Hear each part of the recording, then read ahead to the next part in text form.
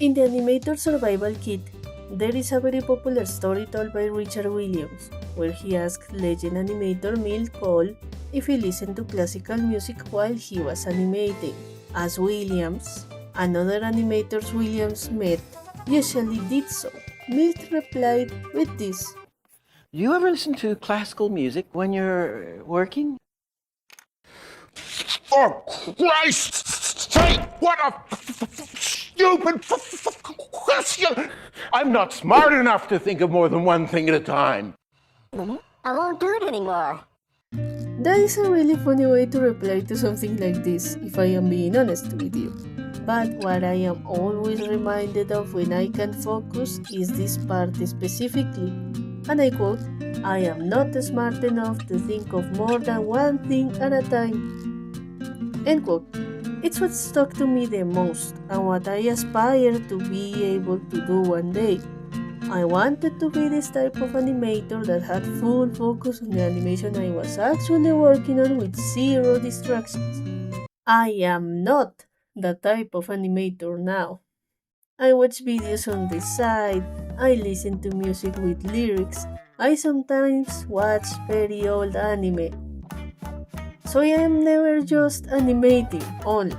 It happens to me that I will be in the middle of a drawing and I will randomly stop because I will get distracted or overwhelmed.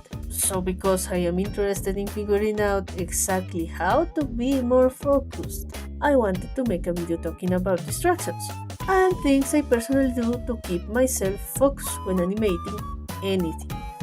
Starting with distractions, animation can be tough work as it requires your mind to be in a certain mindset and you also use a lot of mental energy while animating.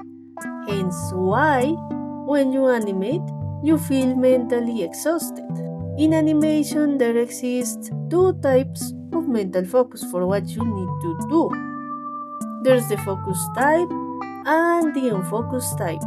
The focus type is when you actively engage in the task or process while focusing intently on what you are doing. This usually happens when you are either planning your animation, like making your storyboard, or directly going over your keyframes. A lot of people work and plan their animations differently. Some go straight ahead, some add keys and in betweens, in reverse. Some do that, and others will mix various methods to know what needs more energy to figure out first. But whichever you are doing, if you are working on your keys, breaks, and in betweens, you'll have to be focused and know exactly what you are trying to do. Because a careless in between that goes exactly in the middle with no thought put into it, or a key that maybe wasn't drawn or placed well, can make your animation lose its original intention or its timing. This is why these processes need attention from the start.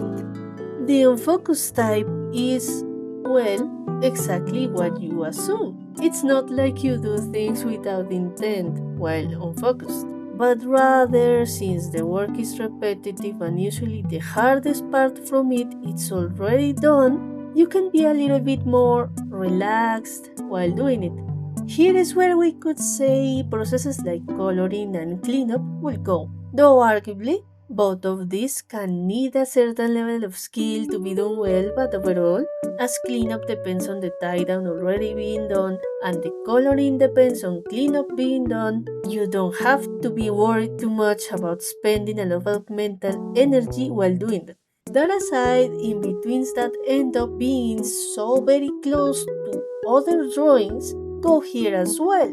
They are what I like calling pillow in betweens because they are added as extras in sections where you need parts to be slower or stop less abruptly, which usually means that you will be creating a direct trace in between two close drawings where you only have to make sure your lines remain exactly in between so they don't boil or jump. Because of what I mentioned, if you're a bit like me and are unable to work without having something in the background, it's important to know what type of work demands what. kind of energy from you. And consider how distracting some distractions could be. Let's start. How many of you watch YouTube while animating or drawing? Don't be ashamed, I do it as well. Usually, I have this habit of creating a day's playlist that I'll make out of recommended videos on the main page. Isn't it weird that we no longer check the sub stuff? It is now decorative at this point. And I play them throughout my workday while I am animating. I add animations, long videos about books, or videos talking about a game, gameplay, songs, and stuff like that, which isn't ideal, and I will tell you why. Most of the work I tend to do either for clients or for myself includes voices that I have to animate and lip sync for. Not only that, but most of it requires me to pay attention because I do a lot of keyframes and in betweening, so I have to be on the focus type of mindset to actually do it.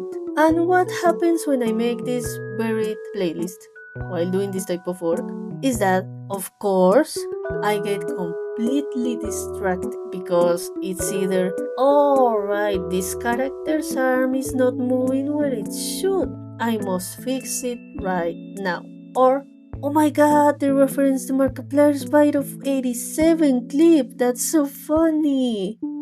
And I end up not working in what I had to do, plus I take a lot more time to do anything. Even the simplest of animations, because I am dispersed into watching a video of someone talking about how they finally achieved all of the Resident Evil 4 trophies in one day and how they did it.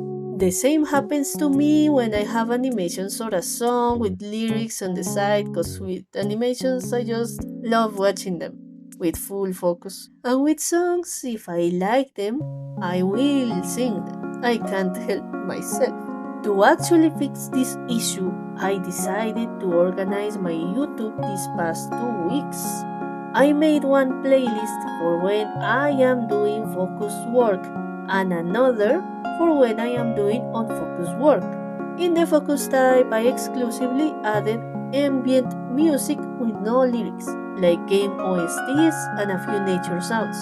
Funnily enough, there is a Breath of the Wild playlist with rain sounds included, so that went there as well. As I said, doing work in silence is admittedly a bit stressing to me, so by putting ambient music, I don't have to deal with full silence yet, and I don't get distracted by lyrics or by maybe someone telling me a story, which are weaknesses for my focus. On the other hand, for an unfocused playlist, because of how technical the work is, I actually can add more thoughtful videos and even watch gameplays of things I like. Otherwise, I decided to save music and animations on their own place so I don't get lost on watching them either, and I can instead listen and watch them in my free time. You'll want to add stuff that you can listen only, kinda like a podcast, or stuff that doesn't need you to be paying full attention always, because it is spoken in a way that you can get the basic gist of it quickly while still working on your frames. Next is a tip that has worked for me, and that is to time what you are doing by process. Originally, I started doing this because I wanted to practice to become faster as an animator. Because for the past years or so, I used to be a bit of a snail. So I needed to know my times when animating, to know my limits and how much I could improve. And this was a perfect way to do it. Though it started for that reason, it stuck to me as a way to keep myself motivated. I have a free app on Windows called Super Productivity, which I found randomly, and this is not an ad, don't worry. You can actually use whatever app you like the most. I just chose this one because I liked it. It's pretty neat, since it gives me specific times for projects, tasks, subtasks. It gives me a monthly and weekly report so I can compare times. It has tags that can divide your work further if you want, and it also has a default 1 hour break time, so it notifies me whenever I have been working for an hour or so uninterrupted. And it's a sign for me to take a break. It gives me this feeling of, wow, I worked so hard today, because I can specifically see how much time I invested in a project, a shot, or something I did for myself, like this video. Also, if the timer is off, one rule I have is that I am not working either, which helps me separate my working hours from my regular break times, as I am a person that functions better with clear separations instead of having none and getting lost in the sauce. Remember that this is not to be more productive. I am not a hustling your way to success type of person, but more so I want to let you know that if keeping a record of your time as if you were a speedrunner could be the thing that could help you focus better. Another thing I usually do, but it can depend on you, on the type of person you are, is that I stream and record when I am animating.